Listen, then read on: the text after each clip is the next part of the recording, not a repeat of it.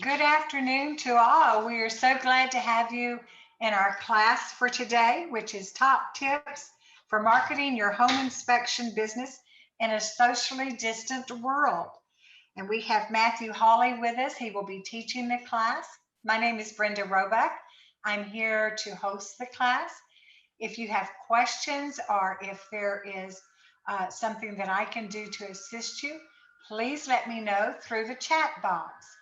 As we go through the class today, I have a few announcements I'd like to make for you. And then from that, we will turn it over to Matthew. And please remember, we're having a raffle at the very end of the class. So in that chat box, please put your name so that we will know who is in the class.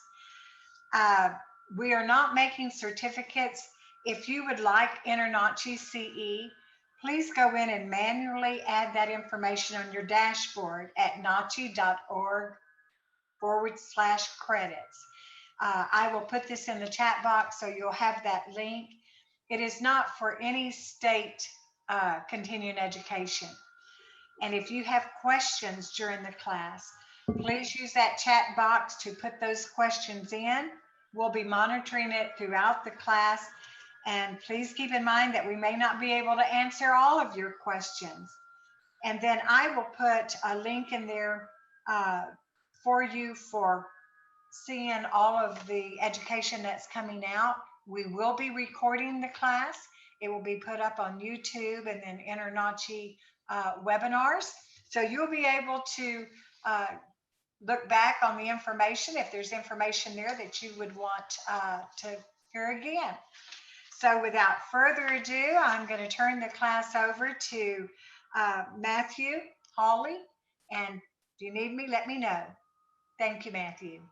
Brenda, thank you. So, have you ever wondered why your phone is not ringing? Have you ever wondered why my calendar is empty? Have you ever wondered what am I doing wrong? Early in 2020, as COVID 19 was first becoming a household word and real estate offices were closing their doors to entry, and everyone was asking the same question: how do I let my agents know what I'm doing? I was asking myself those same questions. My name is Matt Hawley. I want to thank you for joining me today for tips for marketing your home inspection business in a socially distanced world. Before I get started, I want to give you a little bit of background about myself and my company. I have been around construction since I was about 5 years old. My mom and dad owned a lumber yard, so I was raised on and off of job sites. I live in a small town in southern Illinois. We have a total of 750 people.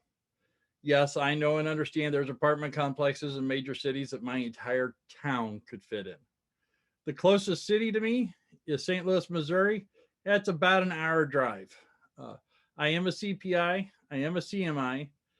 I started my business in 2010, and I did a whopping total of 10 inspections that year. For the last 3 years straight now, my company has done over 1,000 inspections each year. If you joined me earlier this year for Marketing 101, you will hear me repeat some of the things that was in that presentation, but today we're going to dive a little bit deeper into some of the specifics of marketing before COVID and even during COVID and how they can be meshed together and what I see as being post-COVID marketing also. Most home inspectors make several simple mistakes starting out. One of the most common ones is thinking that they are super home inspector and that they could drop off some business cards and brochures and just watch the money roll in. I regretfully admit that I made that same mistake, which is probably why I only did 10 inspections my first year. I had several things that were hard to learn. And right off the bat, to truly succeed as a home inspector, you first need to understand three things. And the first one is agents need to know you. Then they need to trust you. And eventually they will use you. It takes an average of 8 person-to-person contacts before a real estate agent will use you. COVID-19 has made getting those in-person contacts harder. Keep in mind, I said harder, not impossible. During this presentation, I'm going to talk about some of the ways to still get those in-person present connections and how you can get online connections with agents and buyers. Keep in mind that most inspectors quit after the second, maybe the third contact with someone, and they move on to somebody or something else. Persistence really is your friend. Do not expect to walk into an established area and immediately take business from an established home inspector or home inspection business. Note, I corrected myself and said business, not inspector. And here's why. The truth of it is, you are a marketing company that does home inspections on the side. It was not until I realized that the marketing was my primary purpose and home inspections was what paid the bills that I finally started to grow. You can be the best home inspector in your market, but if no one knows you, you're never going to succeed. If you don't promote yourself and promote your company, at the end of the day, you're just an employee. 99% of the time, your first in person contact with your customer will be at the home inspection. Your marketing will set the expectations for the agent and the customer. Be sure to meet and exceed their expectations. Never overpromise and then underdeliver. That's the definition of a pending problem. Marketing is really honestly all about dreams, selling those dreams. Watch a TV commercial, read a magazine. One of the things you're going to notice real quick is they're not selling the quality of the workmanship or the material that goes into that car. They're selling one of the most expensive items a person will ever buy, a new car smell. Home buyers hire home inspectors for that new home smell. In other words, they want to know they are not what they are buying is not a money pit. No one wants to buy the home of their dreams only to discover that it's a money pit, not a dream.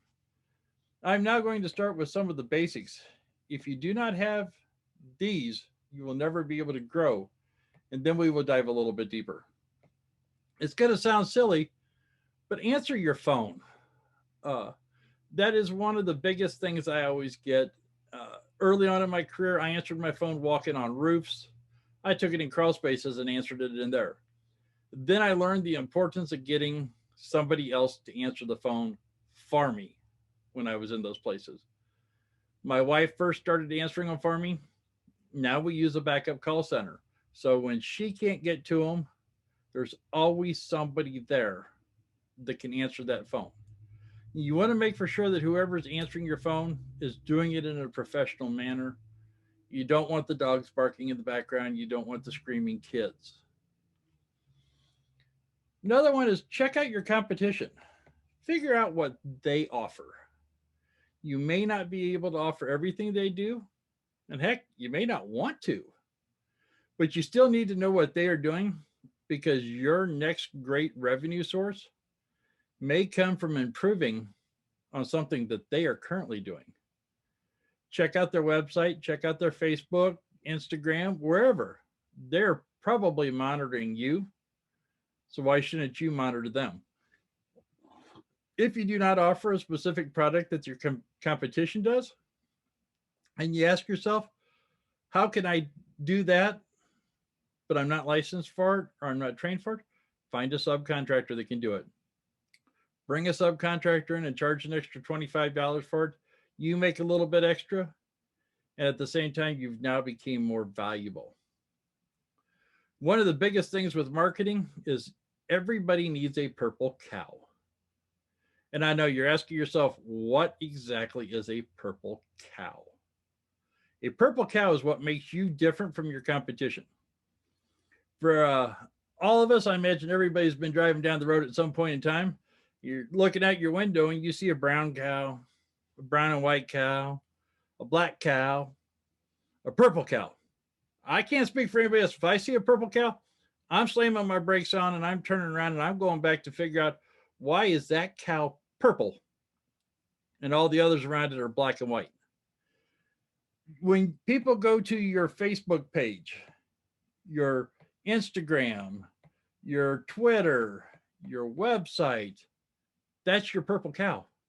You want them to stop and see what is different about you. And a purple cow can be something as simple as giving away a free termite inspection. InterNACHI, their 90-day buyback program when nobody else is doing it. RWS has some great warranties. A recall check that they have that's really good. I know a lot of inspectors that offer all these different things at an upcharge. I give them all away for free. What I did is I built it into the cost of the inspection. So they're paying for them. They just don't realize they're paying for them. And I hear them at the inspection, oh, you gave me all this stuff for free. Not really. You paid for it, but they feel good because they got it for free. Another one, we recently started doing thermal imaging. There again, raised my prices a little bit, threw them in for free with every one of them. I make way more money doing that than if I was trying to sell them. The list of items you can use for a purple cow is truly endless.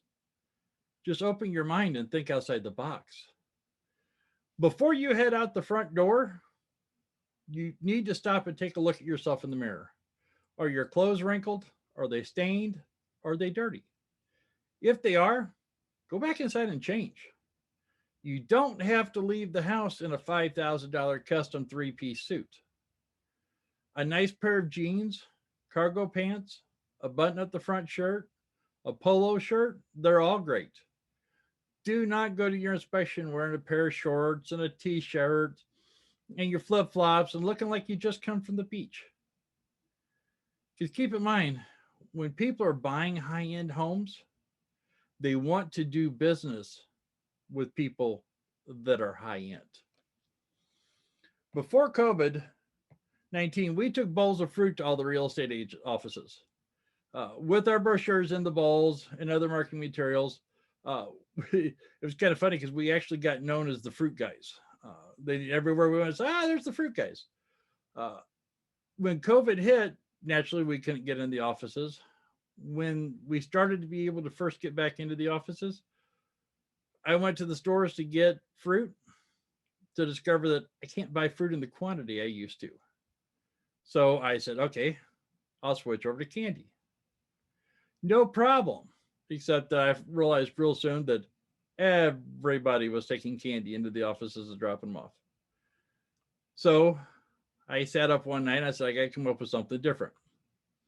Now we supply little 2-ounce hand sanitizers, 2-ounce bottles of lotion, and chapstick at the offices. Everything we do has our name and phone number on them. If you're not putting your name and phone number on stuff, you're really just kind of wasting your time. So here is a picture of one of our, as we're getting ready to go into an office, we got the hand sanitizer and stuff on the left, the candy on the right. And just kind of shows what we take into them. As the real estate offices open back up, you're going to get to where you can do presentations. Do not go into a presentation and do what I call speaker suicide. Most home inspectors love to go in there and talk about how wonderful we are and how much better we are than everybody else is. I'm going to be honest, in the beginning, I did the exact same thing. And I'd watch the agents playing on their phone and everything else. After a while, I learned it's not about me. It's about them. And when I did that, I had to remember something I learned a long, long time ago. Remember, everybody's favorite radio station is WIIFM. What's in it for me? The agents are no different than anybody else. They're interested in 3 things: professionalism, presentation, and profit. Tailor your presentation to any of these and you will make a good impression, which, if you remember, is the first step to gaining their referral business. Referrals, by the way, are 20 to 30 times more valuable than any advertising product you will ever do. When you are doing a presentation, you want to do three things. First, you want to dress for success. And when I say that, when I go in to do a presentation, I try to be the best dressed person in that office. I'm always in a pair of slacks. I've got the same orange shirts I have on now, except I have one that stays in the office or in my closet that never gets worn to inspections. I have a suit jacket, and a black tie. And I go in there with the intent of being the best dressed person because I want them to see somebody who operates at a high level. The second one is you need to feed the agents. And when I talk about feeding the agents, I don't mean you take a bucket of chicken or a box of pizzas or some sub sandwiches in. Let the lenders do that.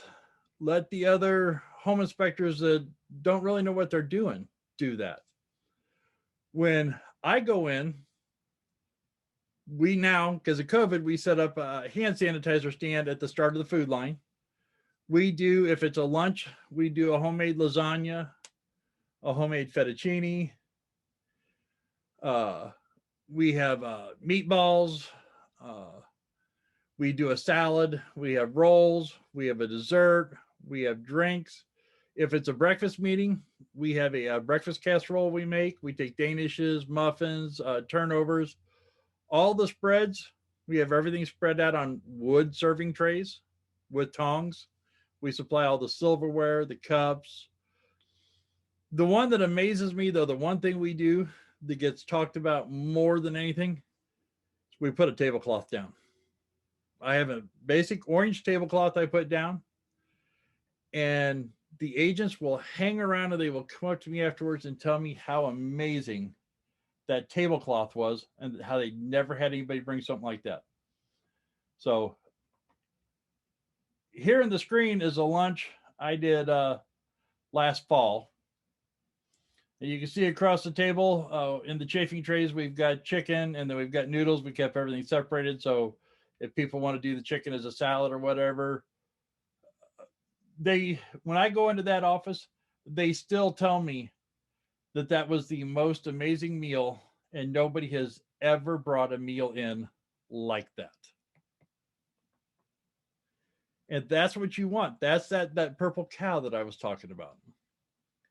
The third thing is to make your presentation about them and not about you.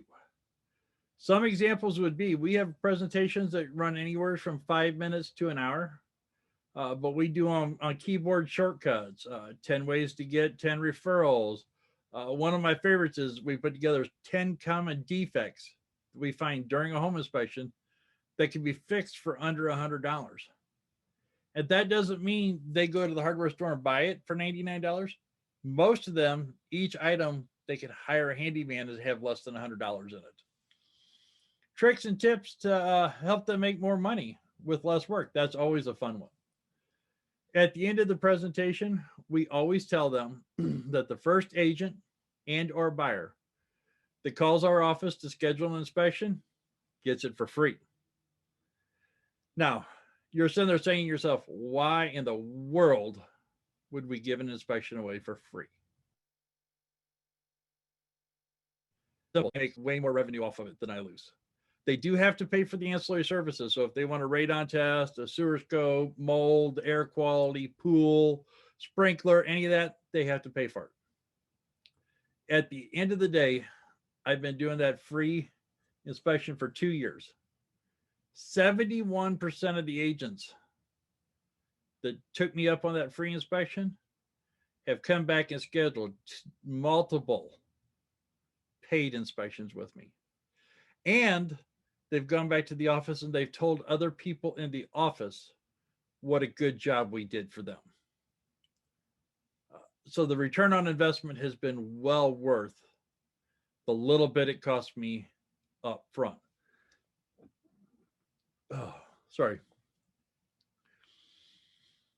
Use your phone to record your presentation. Buy a gimbal. They're about $150 on Amazon. You can set it up. Let everybody know up front that you're recording yourself, not them. Record yourself. I generally wait 1 to 2 days after I've done the presentation, and then I rewatch it. If I sit there and cringe watching myself, then what is the agents watching me that don't know me thinking and doing? Whenever they'll let us, I always hang around after the meeting is over just to answer any additional questions that have come up. Uh, I also gather business cards during the inspection or during the presentation, I'm sorry. And then I will call everybody within 2 to 3 days after the presentation and ask them, did you have any questions? After you start getting your basic presentations down, that's when it gets fun because you can start then getting, depending on your state, get set up to teach continuing ed to the offices.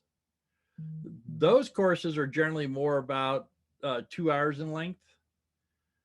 We just recently got set up to do them, and I've got agents' offices waiting in line for us to have an availability to come into their office and get anywhere from 20 agents to 100 plus agents, and some of them have to be on Zoom, gathered in one spot to listen to us talk for 2 hours about their continuing ed. We will get business off of that, and so will you if you do it. Open houses have always been an easy way to market. You stop by, you introduce yourself to the agent, talk for a few minutes, you leave. Well, with COVID-19, it's kind of changed the open houses up a little bit. You can still market through them, though.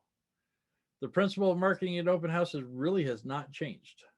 Always dress professional when you go to them. Always include your company shirt and stuff. I always take bottled water to an open house.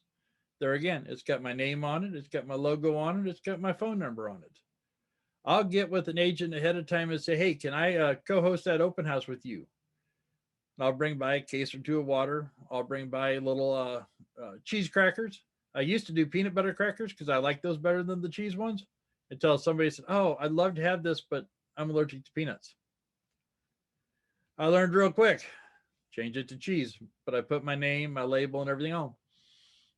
And then I'll also take like some gummy snacks or something else for people that don't want crackers. Have my name on them. I'll have some literature there. Sometimes I'll wander around the house during the open house. I never approach a buyer to talk to them. They want to talk to me. If they want to ask me questions, they come to me and they ask me about something specific, which actually could work really good, especially if the agent doesn't know you, because they get the opportunity to meet you and see how you interact with the buyer and make sure that you're not busy scaring the buyers off. Hand sanitizer stands are another great thing to take to a presentation with you. Here's just one of the multiple hand sanitizer stands that we own. Bought it from Sam's for $150. I have one at the office. I kind of moved that one from in front of the inspector's cubby holes to take the picture. Then we take them to presentations. We take them to open houses. People really like them. Said $150. It's well worth the investment. COVID has changed marketing significantly, though. There's not near as much in person as there was. Digital marketing is rapidly taking over in person marketing. There are several things to keep in mind when marketing on social media. The first one is that you need to be visible on social media. And the best way to be visible is to post once a day. I know you're sitting there going, I don't have time to post once a day. Wrong. We use Constant Contact to schedule our post.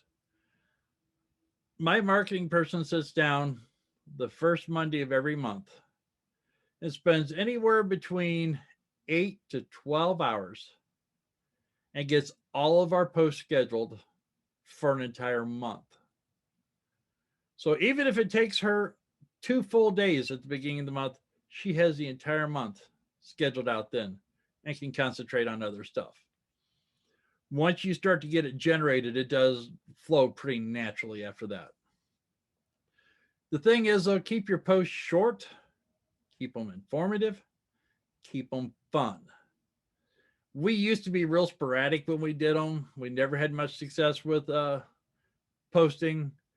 And when we did, they were long posts. They were about us. To be honest with you, they were pretty boring when I go back and read them. Then we started posting fun and informative things. And we went from getting on a good post 30 views to now it's not uncommon for me to look at Facebook and we'll have 300, 400, 500 views on a post. And that's from posting every day. One of the other things you got to keep in mind is keep your post to one a day. You don't want to be posting 4 and 5 posts a day. Now, there are 2 times a year that I violate that rule. I violated it Memorial Day. So for the entire week leading up to Memorial Day, I flood Facebook. I've got some videos and some other stuff that's all dedicated to remembering our veterans and what Memorial Day is truly about. It's not about going to the lake. It's about remembering the veterans that are no longer with us. And then the month of November, we do Veterans Month. We do not do Veterans Day. So the entire month of November, we spend dedicating and posting about different veterans, different veteran organizations and what's going on, because we are very, very large and very involved with our veteran community. So on Mondays, we always post a motivational quote. On Tuesdays, we post a 5-star review. On Wednesdays, we post some kind of funny meme. On Thursdays, we always post a helpful tip. Sometimes it's an article. Sometimes it's a video of me doing a short maintenance item for people. Fridays is always some kind of silly fun fact. Saturday is a picture with the caption of what's wrong with this. I'll be honest, sometimes the responses of what's wrong with the picture is better than what we actually saw during the picture or during the inspection when we took that. Sunday, we do a check-in just to remind everybody, hey, how'd your week go? Got to get ready for next week. I'll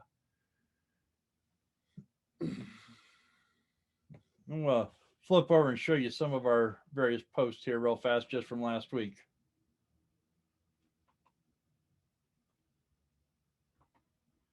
Oh, we'll skip forward a second. Here, I do a lot of videos on site where I'll just grab my phone, take it out of my pocket, and do a 1-minute video. I'm going to show you one of them real fast. Hi, this is Matt with Hawley Home Inspections. During a standard home inspection, we always inspect all the exterior hose bibs on the house. So in this particular house, we've got the hose bib here. If you notice, the water pressure is about 90 pounds there. And the quickest way to test, best way to test the water pressure is to turn the hose bib on, get pressure in here, and then turn the handle off. If it holds pressure, you know there's no leaks or anything on the water line. The other thing is a hose bib and your water pressure should not exceed 80 pounds. So this particular house is at 90 pounds. When you get up over 80 pounds, you run the risk of your fittings coming apart. So we are going to recommend having a qualified plumber evaluate this. And most likely they're going to put a pressure regulator valve on it. For all your home inspection needs and all your home inspection questions in the St. Louis and the St. Louis Metro East, call Hawley Home Inspections at 314-257-0040 or 618-593-9631. Thank you and have a safe day.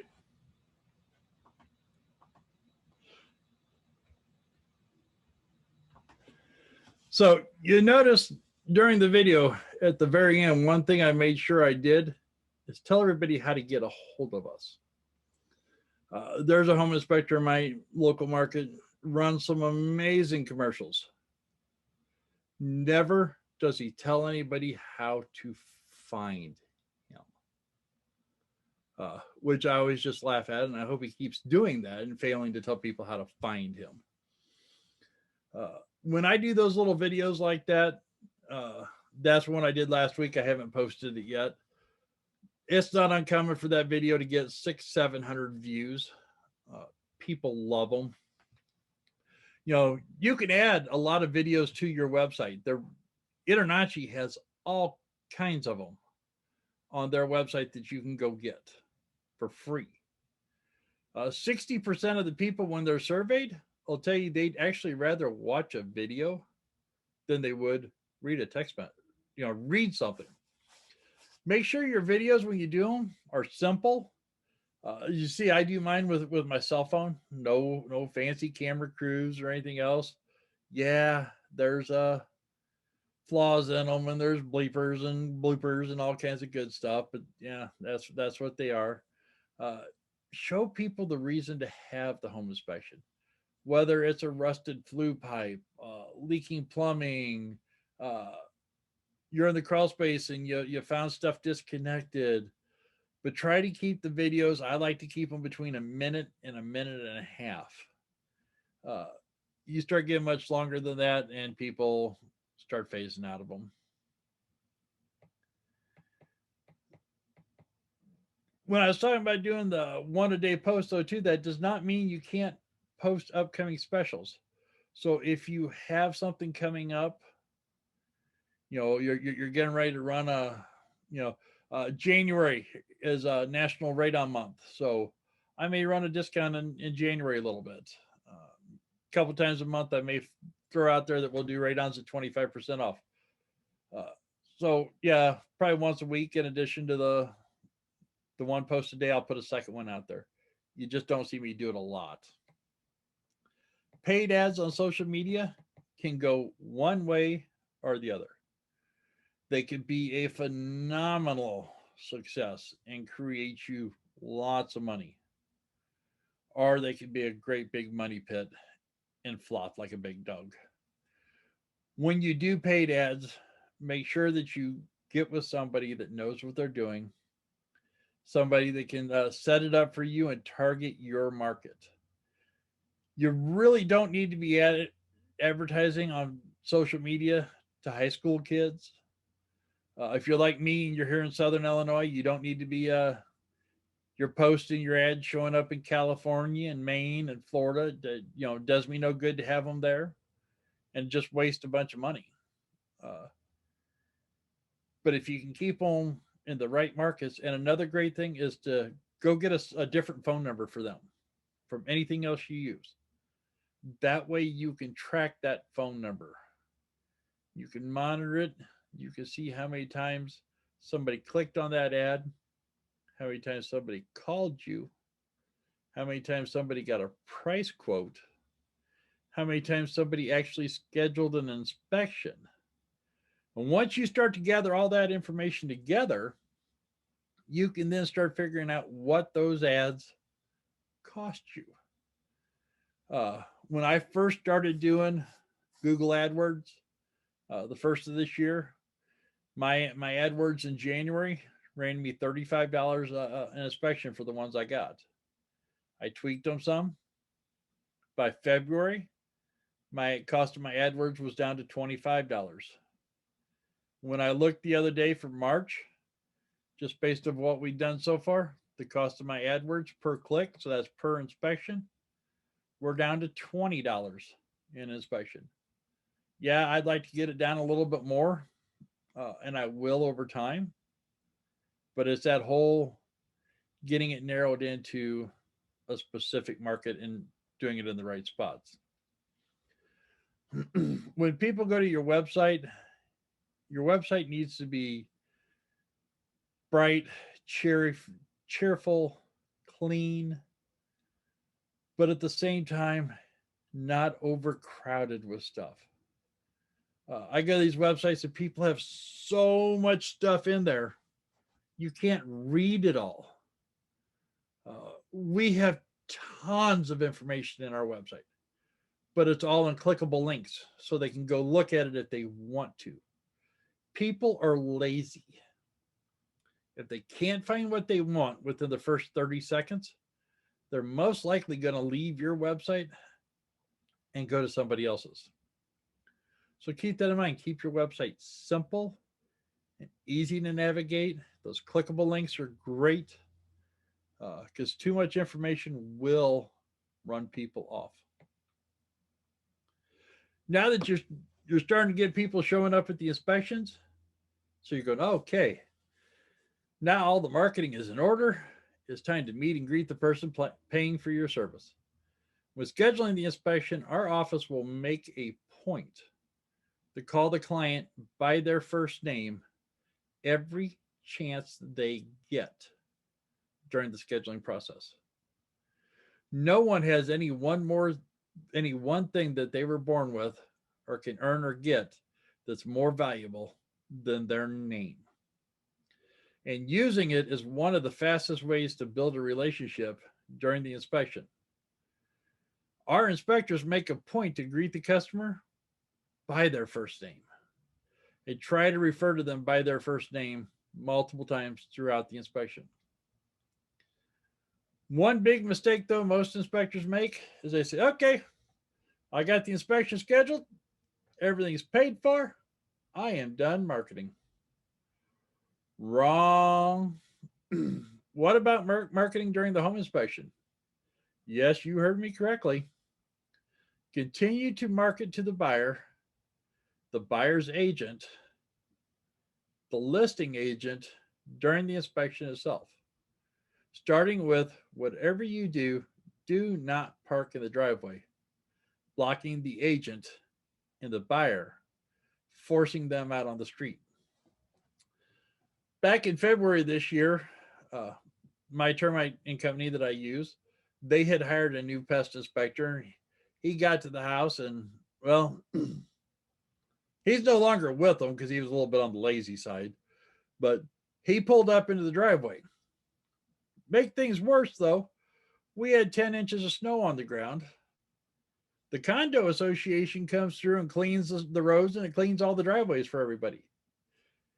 It's a 2-car garage. He didn't even pull to the side. He parked dead center in the middle of the driveway.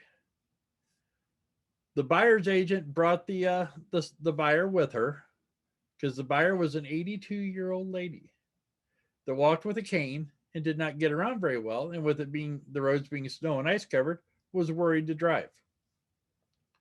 The buyer was forced to park out on the road. There wasn't a lot of snow and ice on the road, but they were still forced to navigate that to get to the driveway to get to the house.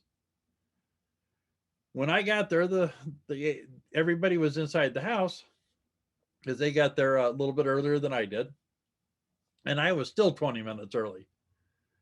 After the termite inspector left, though, the agent told me how upset she was that he was parked there and keeping them from being able to get in the driveway.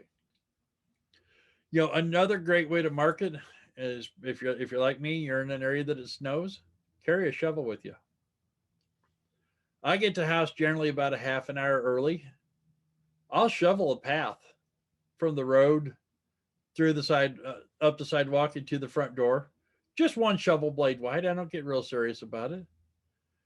But the buyer and the agent love it when they get there because they don't have to trample through the snow. Another thing I do is I put a towel down. You can use a drop cloth or anything else you want. I have my logo on it, but I put it down just inside the front door. So when people come in, you can stomp on it, knock the snow off your feet, whatever, change shoes. That way you're not tracking all throughout the house. The seller is really going to appreciate the fact that you don't track all throughout their house. Here's a picture of one of our towels. If you haven't noticed by now, we do have a theme. Everything with us is orange. My wife got these little iron-ons with our logo and everything. They're like $1 or $2 per logo. She irons them on everything. We wear shoe covers throughout the entire inspection. Whether you wear shoe covers or you put a pair of indoor shoes only on, put something on. Do something so you're not tracking throughout the house. If you use indoor shoes, take a second and snap a picture of your shoes at the door on your towel or drop cloth or whatever. So if they do say something about how you track throughout their house, you can show that my shoes were at the door. Just the same thing when we take pictures of register events, and we take a picture of every register event or at least one register event in every room. Almost every time when we do it, if you look in the bottom corner of that picture, is our shoe with our shoe booty on. So we have repeated evidence and proof that we had our shoe booties on throughout the whole house. Different things, when the buyer used to get, or when the buyer got there, we used to give them a little tape measure, tell them to go through the house, kind of look at stuff, measure windows, blinds, whatever. Problem was is they kept leaving with my tape measure. So I got smart and I went to Dollar Tree and I bought 1,000 $1 tape measures.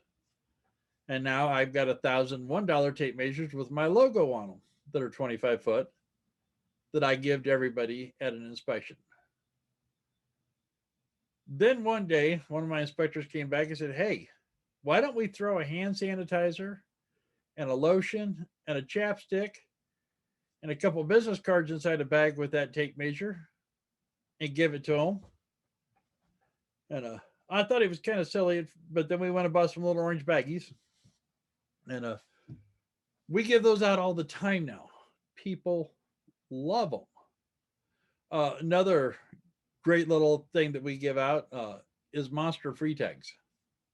I buy them through InterNACHI, hang them on every door in the house. Yeah, you can get the free ones that you print online from a couple different places. I like the ones that hang on the doors, and the kids love them. I actually average about 3 to 6 different sellers every year that call us up and say how much they love those monster free tags and asked us if we could inspect the house they were buying and hang those monster free tags on those doors. Last time I figured it up, I get more free revenue off of those tags than I spend on tags every year. We give out a home maintenance book that has our name and our logo and everything on it. It's all about branding yourself. We also, with all of our inspections, they do come with a 90-day warranty, a 5-year roof leak plan, foundation warranty, sewer lines, radon. We do pretty much everything RWS offers with theirs. RWS also offers an 18-month warranty that we give out. We don't push it real hard because most of the agents in our area do supply home warranties with their with the sale of the house, but it's great for the for sale by owners. And actually now I've got some of the agents that are dumping their warranties and buying ours because ours are cheaper and cover more. Remember the value of that referral that we talked about earlier? The best time to ask a customer for a referral is at the end of the inspection. We do not ask them for names. We do not ask them for phone numbers. We ask if they will do us a favor and recommend us to anyone they know that may need a home inspection in the future.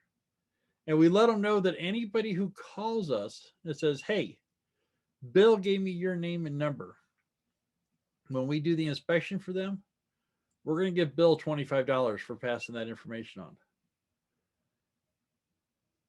I've got one customer that in 11 years now, I have mailed him, I can't remember if it's 13 or 14 different checks.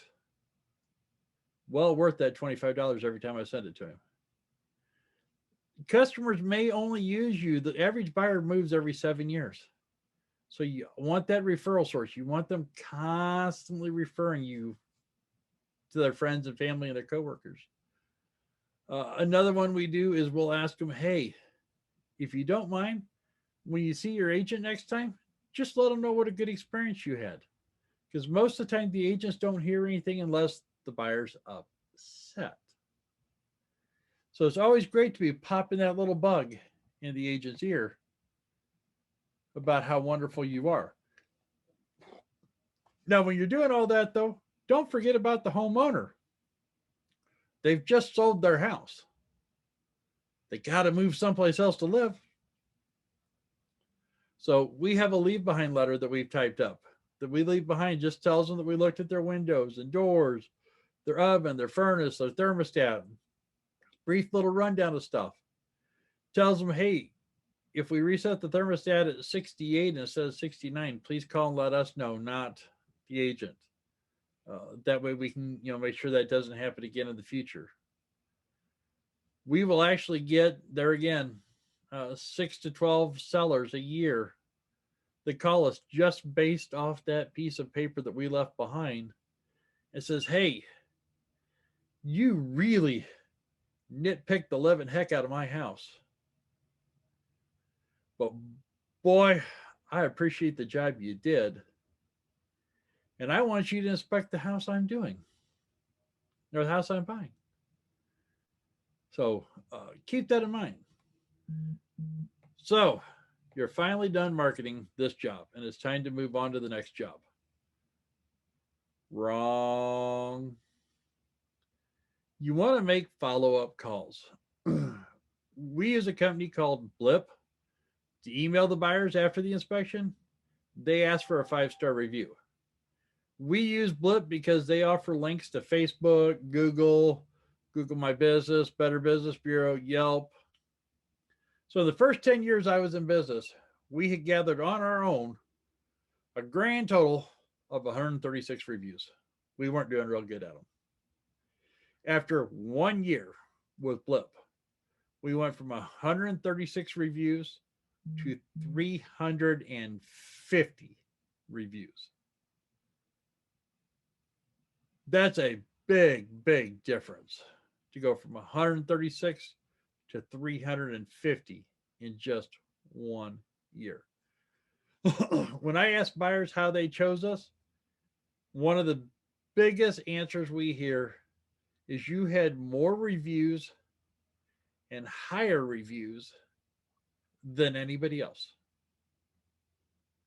The second biggest answer I hear to why they chose us over everybody else is we answered the phone. Let that one sink in for a minute. We answered the phone.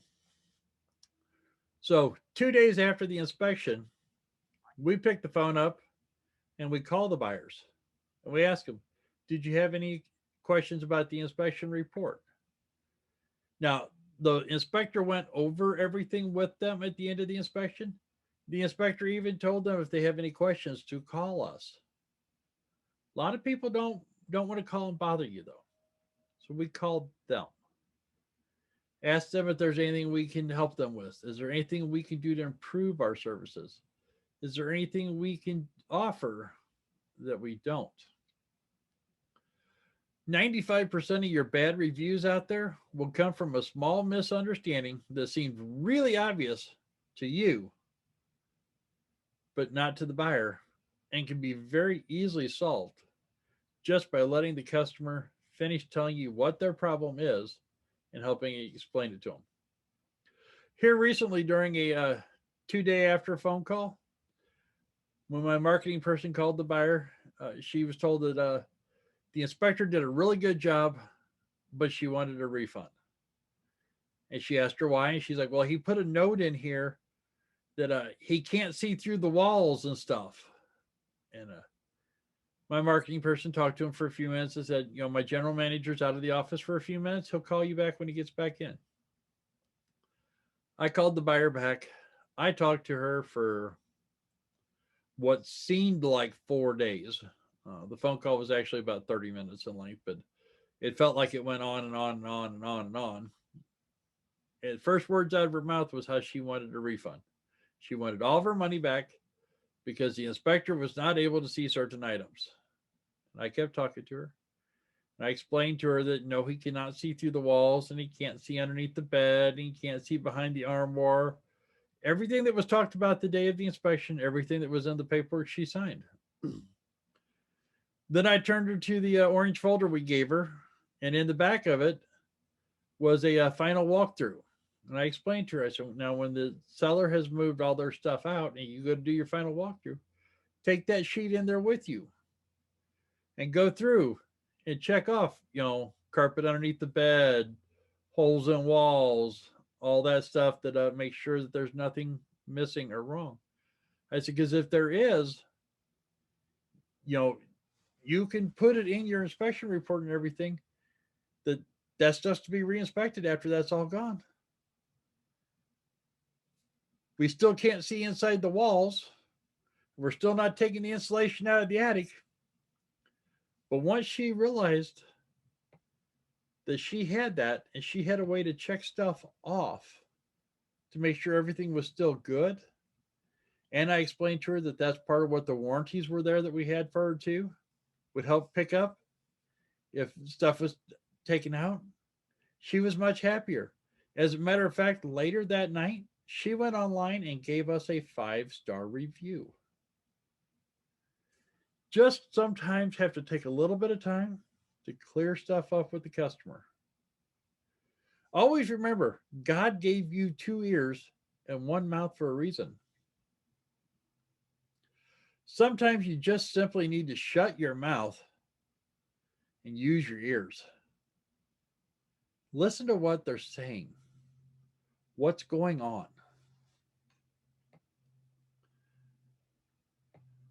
One of my all-time favorite speakers is as Jim Rohn. He often said, the fortune is in the follow-up. What are you doing to build your referral base?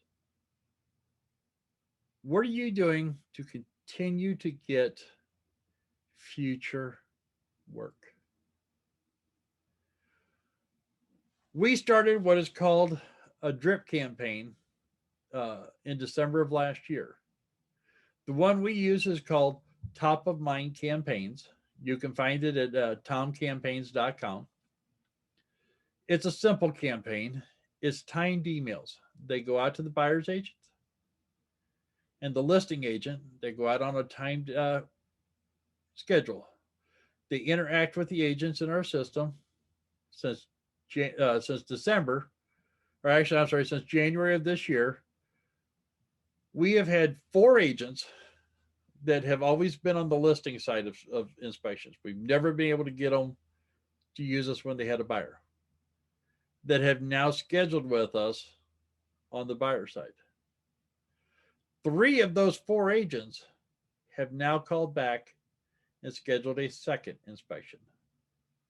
We have completed 2 of those 3 inspections that were scheduled. The third one was scheduled this morning as I was leaving the office to do a few things, and it is scheduled for later this week.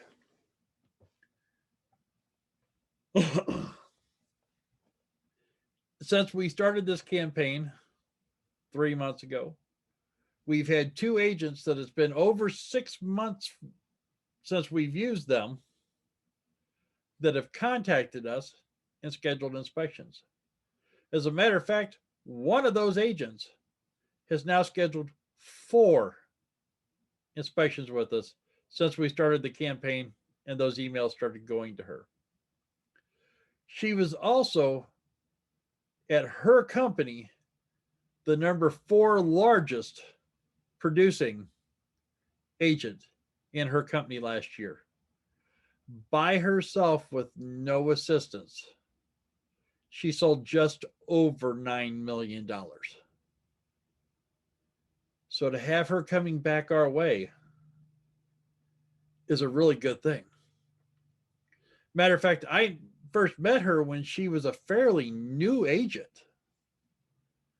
Nobody really paid any attention to her. I got to doing inspections for her. We formed a relationship.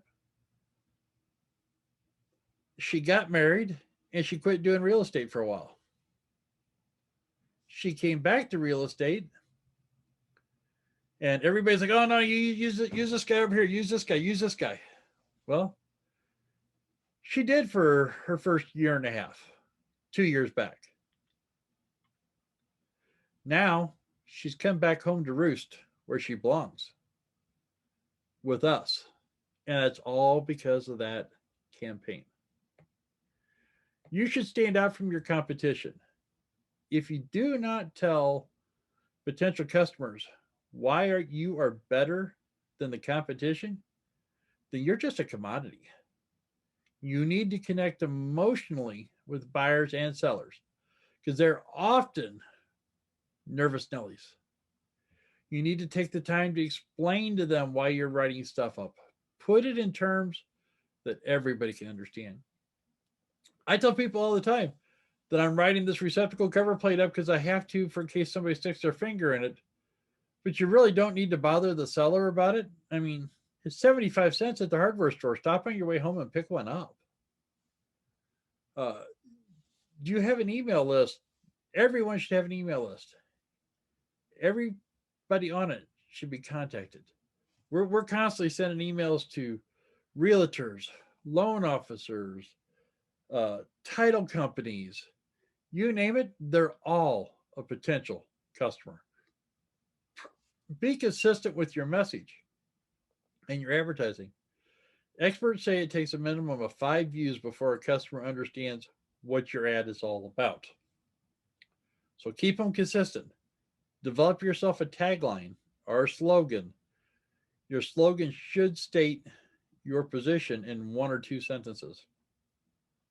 Share news that agents and homeowners would be interested in.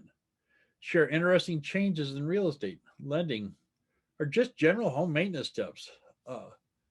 I share a lot of home maintenance tips, whether it's through Facebook, Twitter, LinkedIn, when I'm out doing inspections, when I'm at open houses. And I'm always asking people, what would you like to hear about and what would you like to learn about?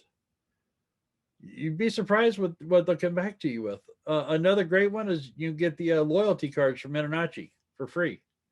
Give those out when you're doing presentations with agents and stuff. Use Google AdWords. Google AdWords is a great way to reach a target audience. Sponsor local real estate events. This is one I had a hard time with, and it took me a long, long time to learn and to understand this one. When you're doing events, we'd probably do 3 or 4 golf outings a year. Used to be I just paid some money and had them stick a sign out there. Not anymore. I've got an orange canopy I take to them. I wheel a cart of bottled waters and stuff out there. Have little battery operated fans for them to cool off. And I am physically there on site. If the agency has a fundraiser, if they have an after hours get together, we do those. They're a great way to build loyalty and they're great for brand recognition. Follow up. Remember, sometimes it takes 6 to 8 contacts to gain customers when one phone call can retain a customer. You do golf outings, you do after hour events, you do in office presentations, you do open houses. You're doing an inspection and you see their business card on the table. Grab it. Give them a phone call. Ask them, hey, can I take you to lunch? Grab a cup of coffee? I want to know what could be done to make your life easier during the inspection process. Don't tell them I want to tell you how wonderful I am. What can make your, as a real estate agent, life easier? Because remember, it's all about them. What's in it for me? WIIFM. It's the most important radio station you'll ever learn about. Every week when our marketing person gets ready to go out, they take a little blue box. They put a hand sanitizer in it. They put a hand lotion in it. They'll drop 2 or 3 little pieces of candy in it. They tie an orange piece of string to it, run it up about 2 foot, and it's attached to a 12-inch helium balloon that says thank you. They have a list of every new agent we had the previous week. And when they get to their office, they fill that balloon up and they take it in and they ask the person at the front desk, would you mind please putting this on Susie's desk for her? So when she comes in, she can see it. Now, if she's there, it's even better because you can hand deliver it to her. But if she's not, and it sits there and bobbles in the air and floats around for a couple of days, well, as the other agents come through, they go, ooh, what'd she get? And they go over there, and hanging off that ribbon is our business card. On that blue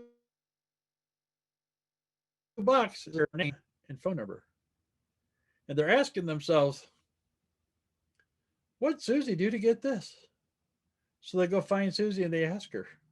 Or sometimes they just call us. It's amazing how much attention those balloons get and how much work they drum up on their own. One of the biggest things you need to do, though, while you're marketing is always remember, Moby Dick did not start out as a great white whale. Everybody wants to chase the big established agents. Please don't take me wrong. I spend plenty of money chasing them too, and plenty of time. But the one thing I've remembered from day one is Moby Dick started out as a guppy. At one point in time, he was nervous writing his very first real estate contract. And he got through that. And he got through that home inspection. And then he eventually got his second sale and his third sale. And he's now got himself a home inspector that he likes. And now all of a sudden he's doing 10 sales. And he's doing 20 sales. And all, next thing you know, he's selling $3 million a year instead of trying to get his third sale of the year. And all of a sudden, all these home inspectors are knocking on his door and or her door saying, hey, I'm so-and-so and I'm wonderful and you need to talk, but he listens to him, he nods his head, says, And he looks at me and says, Matt, you have nothing to worry about. When nobody else would talk to me, you did. When nobody else had time of day for me, you answered my phone calls. And a perfect example of that is I do the home inspections for the number two real estate team in the entire state of Illinois. I started doing inspections for them 7 years ago. Tammy had been been in real estate for a few years at that point, but she was nowhere near as big as she is now. I was fairly new. I'd done an inspection that she was on the listing side. And she called me up and she said, hey, Matt, I got a question about this. I talked to her about it. I even told her how to fix it. And that would cost her less than $25 if the seller did it herself. And she's like, wow, the electrician wanted $2,000 to do it. I became her go-to inspector. She now has 2 other agents that work underneath her. And they only sold $17 million last year.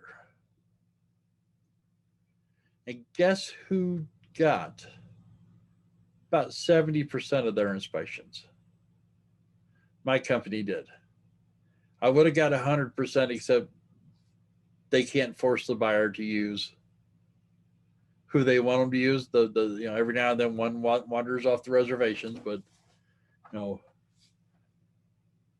I got with them when they were small, when nobody else was really paying any attention to them, and I grew with them. And oh yeah, I answered my phone. Now, one of the most important things I want you to do, though, is if you are in my local market here in the St. Louis area, the St. Louis Metro East, I want you to forget about everything we've just talked about. Okay. More seriously, I don't care who you are or where you're at. Write this next thing down. I'm going to give you my email address.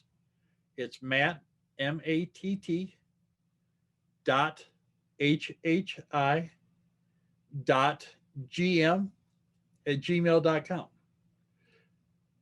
If you ever have a question outside of this presentation that we're doing right now, do not hesitate. Send me an email. I might not get back to you within a half an hour. It may take me 5 or 6 hours to get back to you. I will answer you within 24 hours, no matter what. Most of the time, a lot faster. I want to share a few more things real fast. Said, here's those towels that, so the hand sanitizer and stuff that we give out. Here is that little baggie that I talked about earlier. You can see the hand sanitizer, the lotion, and the chapstick there. Here's everything outside the bag.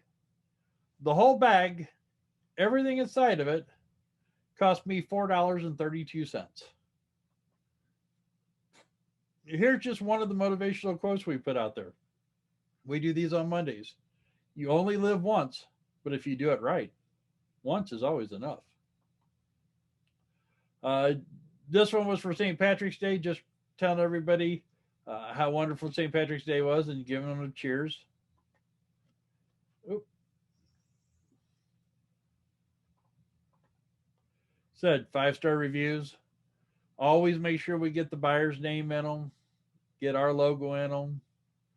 Throw the 5 stars in there so people don't have to wonder what you're talking about.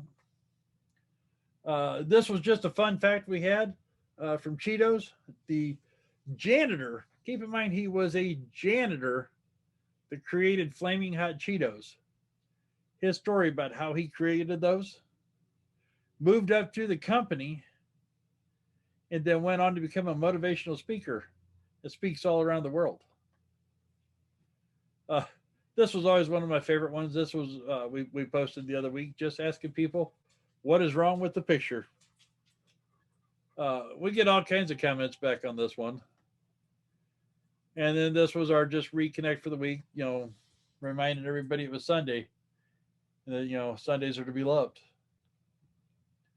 So really at this point, does anybody have any questions? Brenda, you still with us? I sure am. And we do have some questions. I'll ask them to you, Matthew, one by one so that it gives you time to kind of elaborate if you need to. Yeah. Here's one. It says, I'm just one person starting out. This sounds completely overwhelming. What are the top 3 things that I should focus on as a sole proprietor? So as a sole proprietor, the 3 things I had to focus on the most when I first started out was my open houses, getting into those and getting established there. You can go back and watch my marketing 101 on InterNACHI TV and it'll delve into some of the basics, but a big one is when you start making your marketing route. You start saying, I live here, and take a circle and draw a circle and say, this is as far out as I want to go on inspections. Shrink that circle in then and pick a handful of offices on that outer ring. Because remember, those agents will travel out. Go and visit those offices. Get to know them. That's where you're going to make your mistakes at, is those early offices. Once you're comfortable, have an inner ring, because that's the core offices you really want to target, and then move to them. Never quit going to those outer offices, though, and start working on getting those presentations. Once you get those presentations and once you get known, the inspections are going to come to you. It's just got to take your time. Okay. And someone had asked if you will repeat your email once again. Yes. It's Matt, MATT dot HHI dot GM at Gmail. Okay. And Thank you. one thing I forgot, and I apologize for this, is when you're doing your marketing, because a lot of what we've been marketing recently is via Zoom. So I spent $150 on the green screen that's behind me. So if you notice, I'm not fading in and out of the picture. You get a green screen like this, you can get yourself a free membership at Canva. $5 or 5 minutes. I mean, it took me to make this backdrop. Put my logo in the corner here and everything. So $150 for the green screen, $5 for the background. Just looks a lot better than having a bookshelf behind you. And another great one is you can buy a universal mic like this off Amazon for about $30, $35. Great directional mic. So you don't have to yell and they can hear you real well at the same time. Good information. Another question, and maybe this is more of a comment. It says, what was the $25 fix that an electrician wanted $2,000 to resolve? So I had noted that they didn't have any, it was a 2-wire feed throughout the house. And in the kitchen, they had put 3-prong receptacles in that did not have GFCI protection on them. So I explained to the agent about how she could put a GFCI receptacle on the very first receptacle on the line and how that would protect everything downstream. You still had to technically put the little sticker on. The electrician wanted to rewire the entire house. So the only way you could get that grounded and protected was to rewire the entire house. Okay, and the one that I was thinking of was they give out a $25 gift card. So that was just a thought that someone shared with us. And this one says, what's the best way to gain a repertoire with realtors you haven't met? Do you need to wine and dine them at all? And how can we assure our new realtors that we aren't there to kill their deal? New realtors is always the hardest one. I said, I don't spend a lot of time whining and dining them. I will take them to dinner or to lunch. I try to keep it someplace that's not going to break the bank. I don't take them out for $200 steak or anything like that. I prefer to do a coffee shop or something. Sit down, listen to them talk. Open houses are a great way to get in with them. Say, hey, I'll bring some water and some snacks. You got 2 hours to sit there and visit with them. Make that connection. And as far as I'll have them every now and then say, we're worried about, somebody killing the deal and this and that. I always look at them when they start talking about killing the deal and say, I have never personally killed the deal on a house in 11 years. Unfortunately, I have seen more than one house commit suicide,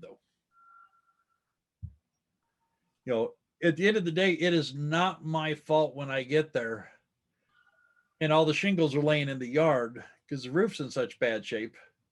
And I have to write the roof out for being needed replaced. And the seller's going, perfect example. I did a sewer scope on a house a week ago. The seller threw a fit that there was no way that he had a clog in his line. I sent another one of my inspectors out there 3 days later, paid him to do a sewer scope on the house. He found the same obstruction in the line that I did, 6 feet into the line. Calls me up just having a fit that he lived in that house till a month ago and it never had a problem. And there was nothing wrong with the sewer line. And the buyer's like, I've got 2 different videos from 2 different people that show this obstruction. I'm not buying your house. The seller finally paid a plumber to come out. They stuck their camera in there, turned around and told him, it's going to be about $12,000 to fix that. Wow. The seller told him, I'm not fixing it. The buyer said, fine, I'm not buying your house. That house right then and there committed suicide. Wow. I have to agree on that one for sure. The listing agent says it's my fault that it fell apart, but it's like, all I found was the clog in the line. You did it, Matthew. You put it in there. Yeah. All right. And can you supply us with the 10 common defects presentation? Yes, I can. I do not have it with me, so just email me and I can get it together for you. All right. That's a great offer, you guys. Just email Matthew and he'll get it to you. Another person says how to quantify the ROI on all of the expenses of trinket with your company information or the large spread for the agents. So I'll go back to the large spread. It looks so expensive. I cook all that myself. I don't pay for it to be catered. I buy the salad at Sam's. I buy my drinks at Sam's. So everything. I have that lunch that I showed the picture of earlier. I had less than $100 in that lunch. If I was to cater that, that'd been a $600 lunch. I run $50 to $70 on a meal. When I count up the number of agents that are in there, my average cost is about $4 a head to feed them. All I got to do is get one new agent out of there. I paid for that meal. If I get 2 or 3 agents out of it, I'm ahead. Hey, good food always wins out. And as far as the trinkets go, it's built into the cost of the inspection. I know how much profit I have on every inspection. And when I decide to add some silly little trinket, I go raise my rates by $1 or $2, whatever the cost of the trinket is. Okay. Another gentleman has asked how many inspectors work for your company? I currently have 3 plus me. I've got 1 in training, and I'm actually set to interview 2 more today, and I've got 6 interviews set up for next week. Okay. And let me see. We had several questions here, Matthew. So where do you find, how does your team come up with your social media marketing material? Google. I go on there for like the motivational quotes. I go on there and type in free motivational quotes. There are hundreds and thousands of them out there. You got to make sure you grab them off of the free websites because there's a lot of paid sites. And then I've got a folder I keep them in. So I can go back and regenerate them too. The pictures of what's wrong, every one of those that we use is from something that either me or one of my inspectors took during an inspection. The 5-star reviews, I mean, those generate themselves. The funny memes, we just go in and type in home inspector memes, real estate memes, and we search through them and we keep them. So once we posted them, 9 months ago, my Memorial Day video, my video for Veterans Month, I filmed those a couple years ago. I get them out every year and reuse them. My seasonal tips that I do, I've been using those for 10 years. They haven't changed. Every spring, I put them back out on green paper. Every summer, they go back out on yellow paper. Every fall, they go out on orange paper. And in the wintertime, they go out in a light blue paper, a white paper with a blue trim. We got little snowflakes on the winter one as a border. All the others have a house as a border. Okay, and then someone asked, could you please restate a marketing source? Was it Tom's campaign? Tom Campaigns. TOMCAMPAIGNS.com. Okay. If I got it spelled right. If I spelled campaigns right. If they can't find it, just have them email me and I could send them a link to it too. So. All right. In Los Angeles, private home houses only, appointments only, and no real estate offices are open. Any other tips on how to reach them in person? Reaching them in person is hard when the real estate offices are closed. A good way to do would be watch the signs when you're out driving around. The agent's name on the signs. Pick your phone up and call them. Ask them if you can have a Zoom meeting with them to see if there's something. How can I make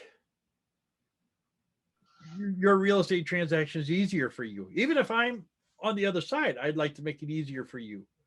If you can get a list of the agents from the real estate board, start calling them that way. Ask if you can do a Zoom meeting. Can you grab a cup of coffee with them? Can you help them sponsor an open house?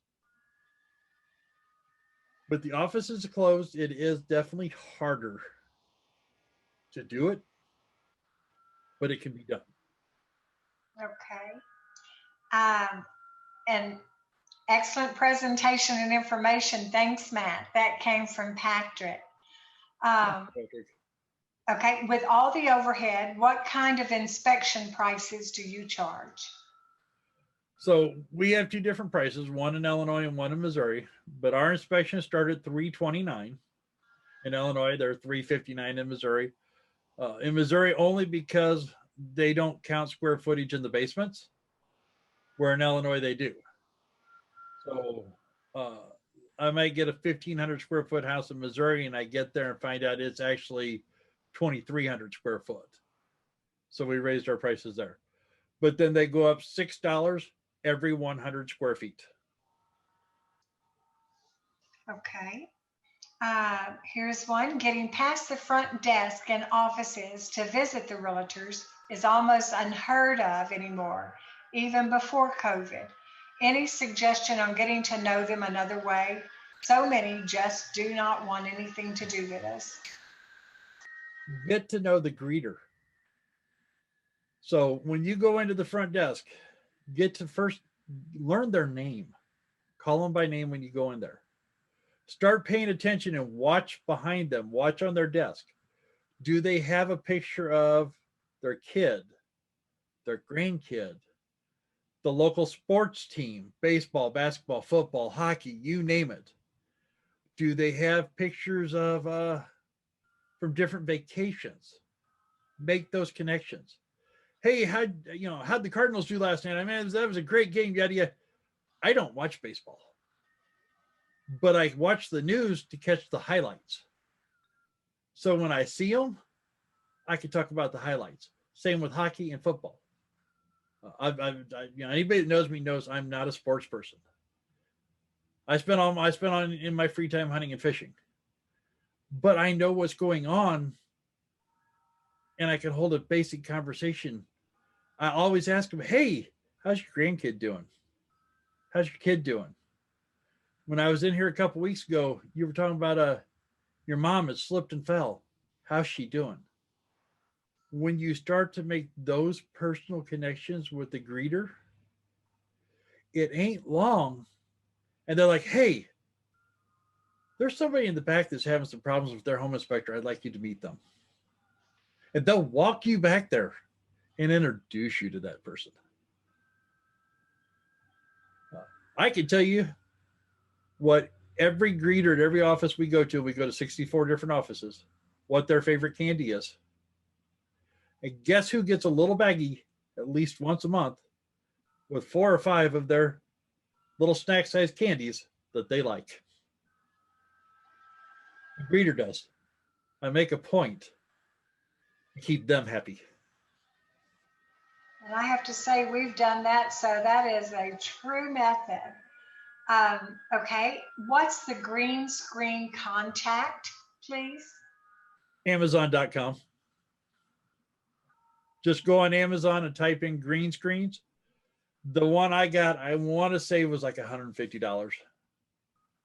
And it's actually got floodlights that come with it. It's got a green screen, a white screen, and a black screen that all came with it. You can spend upwards of $1,000 if you want. But I found this one for a little bit over $100 works just perfect.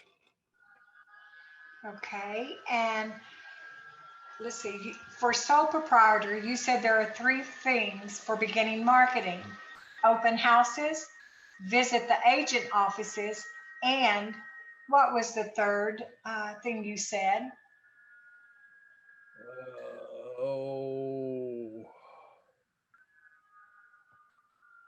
First, they need to know you. They got to get to where they trust you and like you, and then they'll use you. Um, Open houses, getting to getting in those offices, doing the presentations. That is such a big one. And I said, a lot of offices still aren't letting you in, so do your presentation by Zoom with them. Ask if you can just sit into their weekly office present meetings and just sit in the background for in case they have a question. Just being there and willing to do that stuff for them goes a long, long ways. Okay. And someone asked, would you share your leave behind letter? I actually meant to have that with me in the slide, and I don't. So email me, and I'll be more than happy to give it to you. The basics of it is it's got our logo up in the top left corner.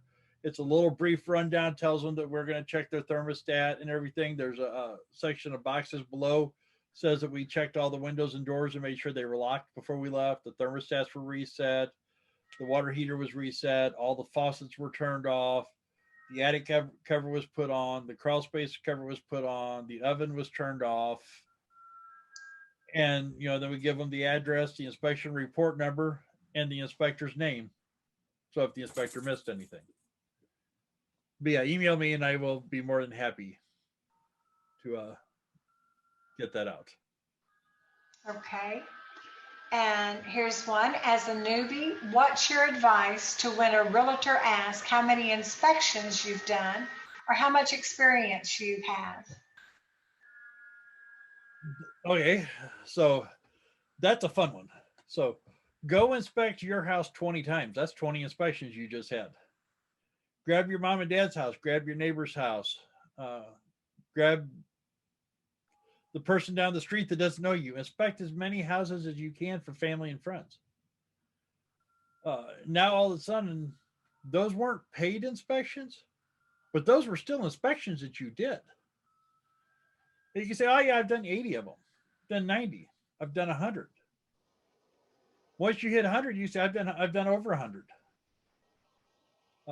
Don't start your inspection report at 1.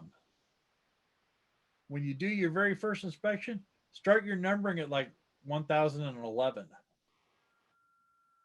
Started at a decent sized number and don't start at 1100 because you're just too obvious that you knew, especially if they dig around a little bit.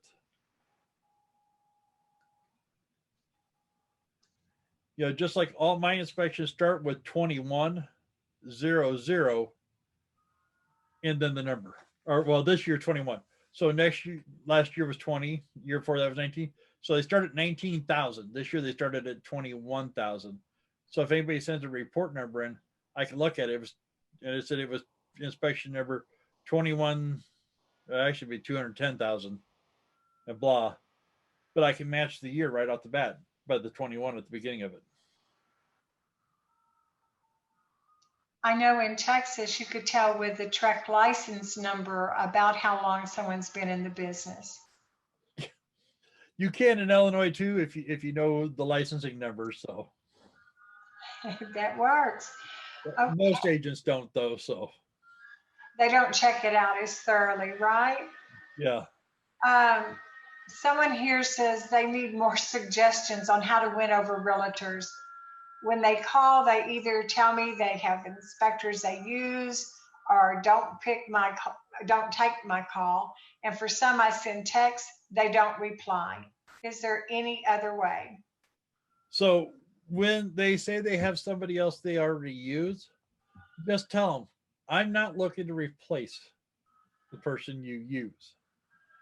I would like to be the backup to that person. So when they're so busy that they tell you I can't get to you, you can call on me.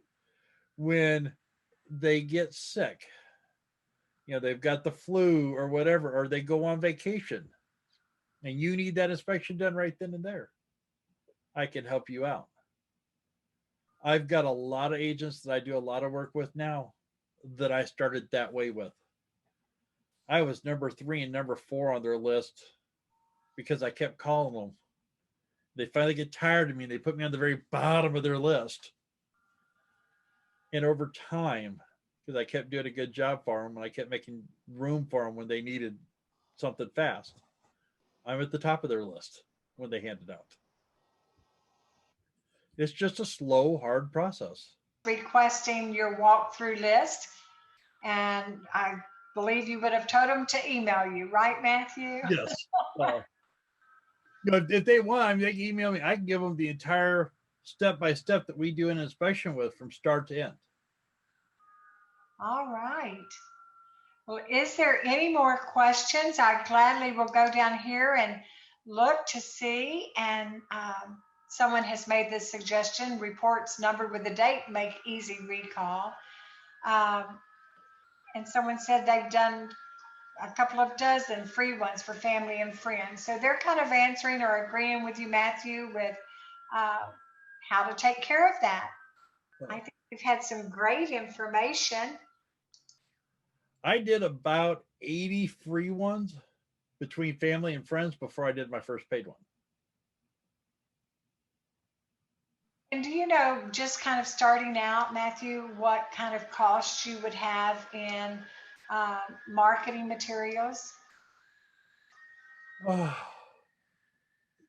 So starting out with your marketing materials, you're going to want to buy stuff in smaller quantities.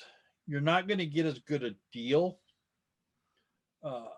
Starting out, I would never tell somebody to go buy 1,000 tape measures or 2,000 custom books.